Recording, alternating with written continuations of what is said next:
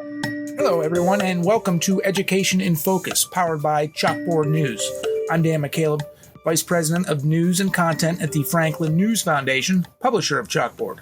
Chalkboard is a news website dedicated to issues related to K through 12 education. Joining me today, as he does each and every week, is Brendan Clary, Chalkboard's K through 12 editor. Recording this on Wednesday, July 5th, the day after Independence Day. We talk quite a bit here at Education in Focus about school choice initiatives across the country. You write about it quite a bit at chalkboardnews.com as well. This past legislative session, in many states, legislative sessions are over. A number of states expanded or created new school choice initiatives. One legislature that is still in session and is working on a potential school choice expansion in that state is Pennsylvania, where the state's Democratic governor, Josh Shapiro, has expressed support for school choice initiatives. First, tell us why this sudden push across the states, mostly Republican states, but in this case, Pennsylvania, you have a Democratic governor, push for school choice, what it is, and then let's talk a little bit about what's been going on in Pennsylvania. Yeah, I mean, it's been a kind of a wider trend that we've seen in the last couple of years. And I think this last legislative session particularly was something that advocates say, is sort of in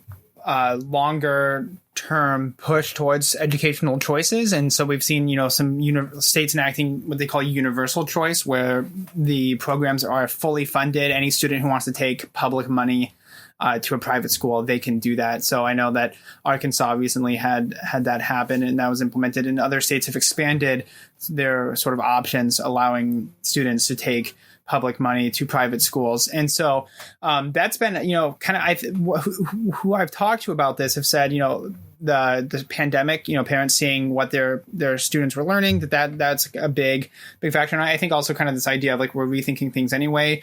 Maybe we're rethinking about how parents are involved and which schools students can go to and which schools were open during COVID and which schools weren't. So I think that's sort of, been maybe the starting point. And so we've seen that in different states.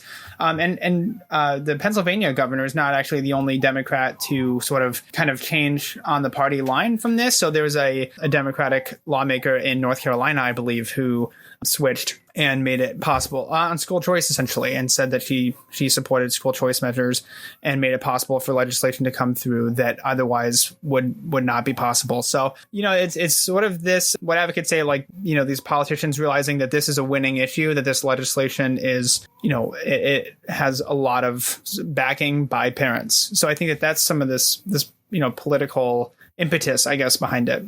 Let's just talk a little bit about what's been going on in Pennsylvania recently. Until November 2022, the midterm elections there, Pennsylvania was led by Democratic Governor Tom Wolf, who was adamantly against school choice, and he was term limited, could not run for office again.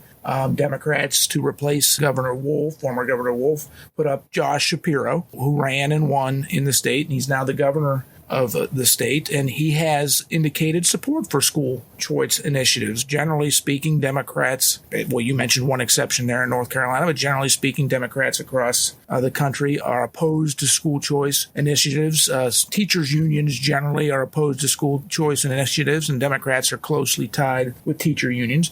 But while we're going to talk about the developments that are occurring today in just a moment, but it looked like maybe school choice had a real good chance of passing in Pennsylvania. Democrats now control the House of Representatives in Pennsylvania. Republicans control the Senate. But he was getting a lot of pushback from his Democratic colleagues in the legislature. And we're learning today that he might essentially have to cave on it if he wants to get his budget passed, that he might make a deal with Democrats to scrap his school choice initiative that is in the 2023-2024 proposed budget. But it is interesting to see that this is not completely just a red state, blue state thing. Pennsylvania it's still developing. It's still ongoing. They're working to pass this school choice initiative, which, as you mentioned, school choice allows the use of public tax dollars to go to individual students to pay for private school enrollment. You mentioned during the pandemic, parents during remote learning got to see what their children were learning during school. But even well before the pandemic, there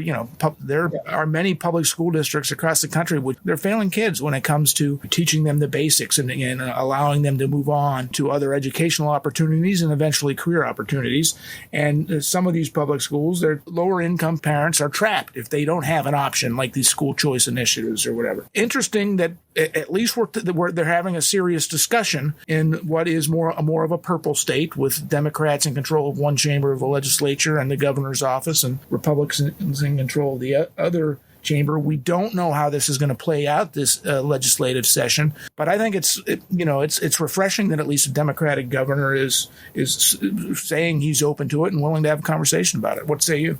Yeah, I think that is important. It's interesting too, that there are states. There's a lot of different kinds of school choice. So you can have provisions that allow students of one public school to go to a different public school of their choice. And that's, an option that says, okay, you can attend the school of your choice.